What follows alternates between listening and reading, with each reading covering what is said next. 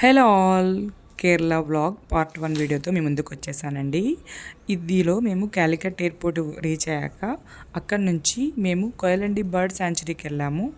ఇక్కడ ఎలాంటి entry fees లేదు. బట్ కాలికట్ ఎయిర్పోర్ట్ నుంచి ఈ బర్డ్ శాంచురీకి, కోయలండి బర్డ్ శాంచురీకి రావడానికి 20 కిలోమీటర్స్ డిస్టెన్స్ ఉంటుంది.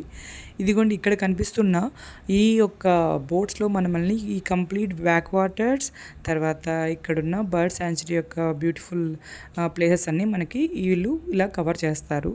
ఇదిగోండి ఇక్కడ కనిపిస్తున్న పెద్ద ట్రీ మధ్యలోకి మనల్ని తీసుకుని వెళ్తారు ఆ బ్రిడ్జ్ కింద నుంచి.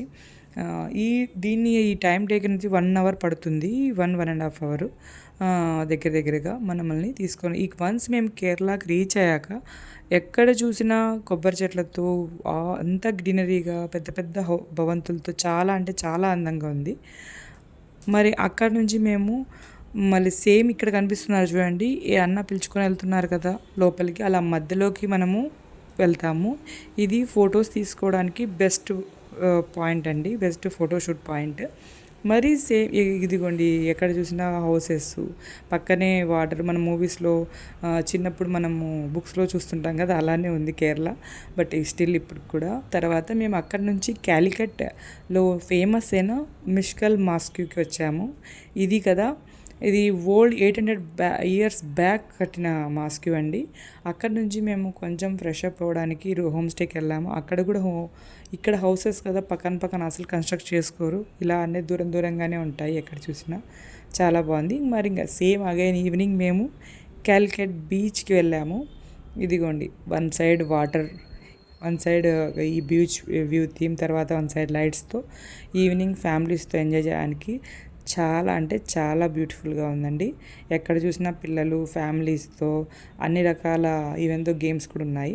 ఇంకా డే 2 ఇన్ కేరళ మా డే ఎలా గడిచిందంటే, మేము ఇక్కడ నుంచి ఎర్లీ మార్నింగ్ రెడీ అయిపోయి సర్గాలయ ఇంటర్నేషనల్ ఆర్ట్స్ అండ్ క్రాఫ్ట్ ఫెస్టివల్కి వెళ్ళాము.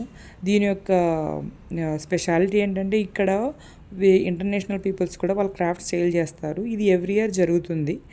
ఇక్కడ వీళ్ళు యూస్ చేసే ఎక్విప్మెంట్స్ మొత్తం ఇలా ఎగ్జిబిషన్లా పెట్టేశారండి. ఇవి ఇక్కడ కనిపిస్తున్నాయి కదా, కేరళ అంటేనే ఆయుర్వేదిక్ ఫేమస్. ఆయుర్వేదిక్లో యూస్ చేసే థింగ్స్, వాళ్ళు ఓల్డ్ కాలంలో, ఓల్డ్ టైంలో యూస్ చేసే థింగ్స్ కూడా ఇలా ఎగ్జిబిషన్లో పెట్టారు. ఇంకా దాంతోపాటుగా ఇక్కడ old equipments, old coins collection కూడా పెట్టారు. మీరు అవి కూడా ఇక్కడ ఈ వీడియోలో చూస్తారు. ఇదిగోండి ఎక్కడ కనిపిస్తున్న ఓల్డ్ కాయిన్స్ కలెక్షన్స్ కూడా పెట్టారు. ఇలా చాలా అంటే చాలా బాగుంది. మనం వన్స్ ఇలా ఎంటర్ అయిన తర్వాత ఈ సర్గాలయ ఎలా ఉందో ఇన్సైడ్ ఒకసారి చూసేద్దాం పదండి. ఓకే.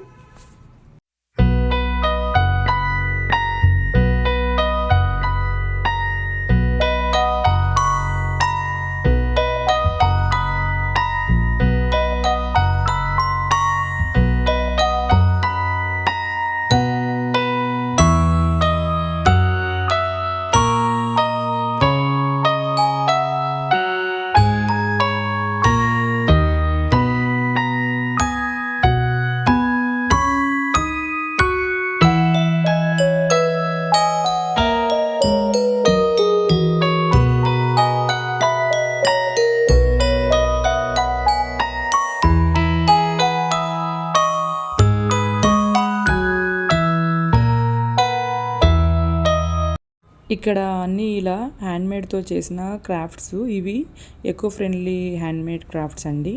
ఎక్కడ చూసినా మనము కొబ్బరి అండ్ వెదురుతో ఎక్కువ క్రాఫ్ట్స్ వీళ్ళు ఇలా డిజైన్ చేశారు.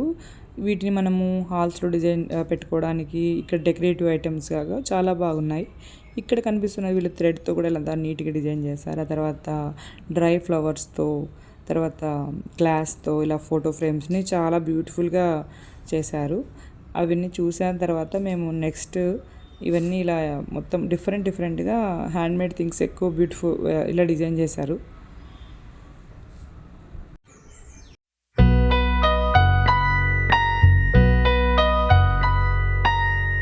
మనము కొండపల్లి బొమ్మలు యూస్ చేస్తాం కదండి, అలానే వీళ్ళు కూడా ఇలా వుడెన్తో ఇలా చిన్న బొమ్మలు, వుడెన్తో చేసిన బొమ్మలు ఇలా పెట్టారు.